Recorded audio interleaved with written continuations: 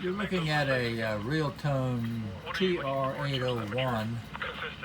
These are fairly popular collectible transistor radios, although this example is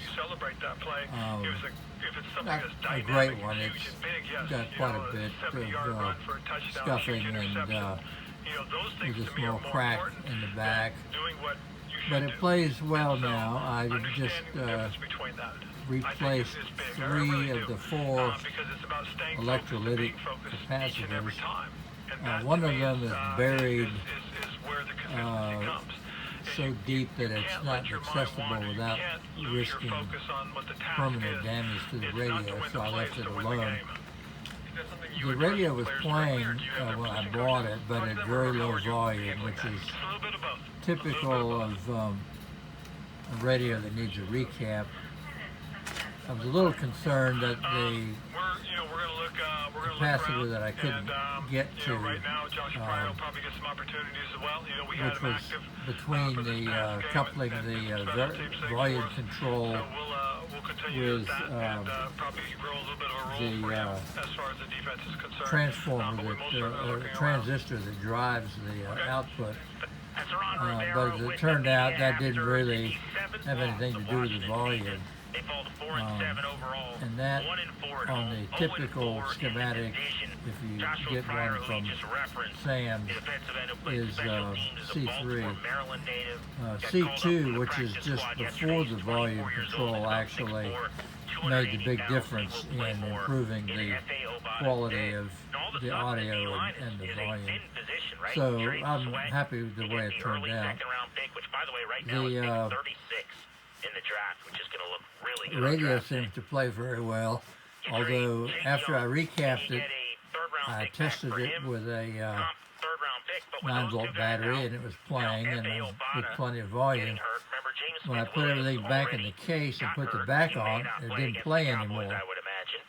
And after some troubleshooting, I found out that the 9-volt snap connector had a broken lead on the positive side, wasn't making contact all the time, so I replaced that, and that took care of that problem.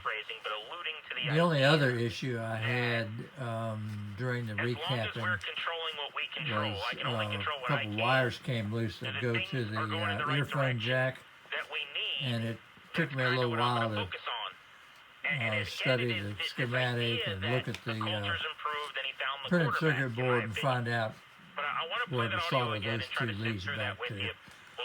But I eventually got that.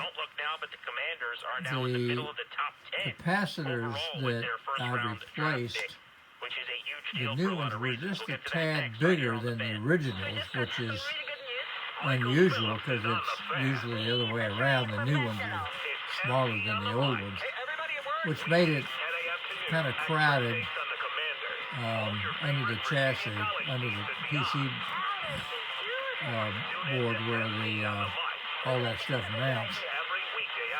And I had to do a little careful maneuvering of the pieces to make sure that the chassis would fit back in the case.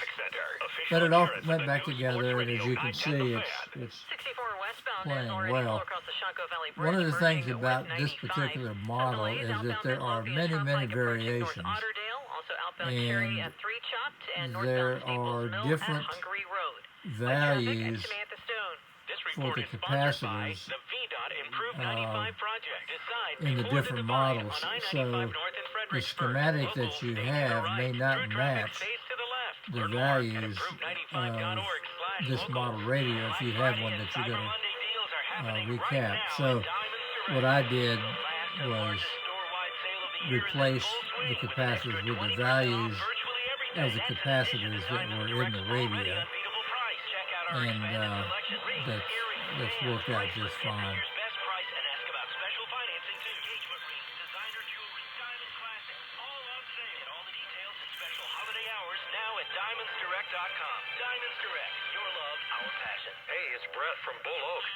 These are quite attractive radios, and if you're lucky enough to find one that's really in mint condition, you'll probably pay a good price for it. This one being kind of rough, I didn't have to pay a lot of money for it. But they're, again, very, very collectible and quite attractive design.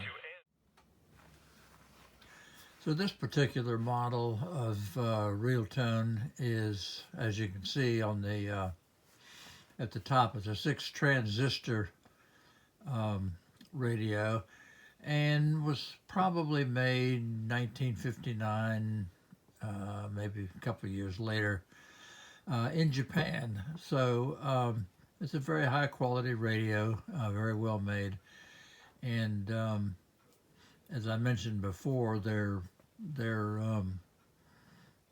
quite collectible and can get rather pricey in mint condition. $75, $85, maybe twice that these days for this particular model in mint condition. But you can also pick them up for around 20 or so in rougher condition like this one. So again, thank you for watching. Bye.